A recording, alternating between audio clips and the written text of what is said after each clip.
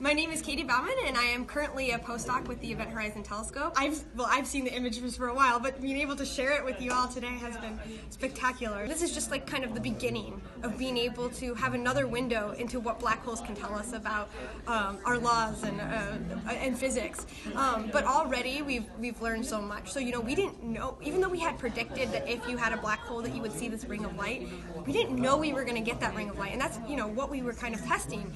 We could have gotten just a blob. And so seeing that ring and seeing a ring that has a size that is consistent with other measurements that have been done completely differently, I think that in itself is amazing and stronger proof for black holes than so many other tests that have been done before. It's the first time we actually can see the environment right next to a black hole, the environment of a black hole. And so that in itself, I think just being able to see that ring of light, being able to see that that ring exists is huge. Probably the biggest thing that we've done.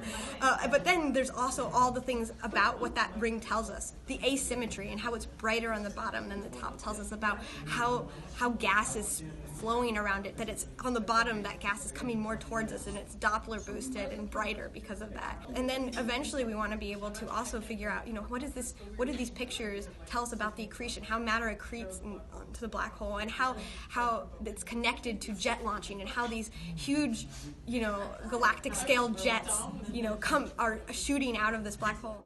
So moving forward, what I'm interested in is figuring out the next step of how do we put a new telescope, where do we place a new telescope on the Earth, or how do we what orbit should we put for a telescope in space that allows us to sharpen this picture even more? And simultaneously, we can't just independently decide what we want to put a telescope here or there. We should do it at the same time as developing algorithms that tell us, for this algorithm, this would be the best locations, or simultaneous, and by doing those together, you can get the best results. So I'm really excited for the future of this, of developing the techniques necessary to expand our array, to expand our algorithms, to get a sharper picture and learn more.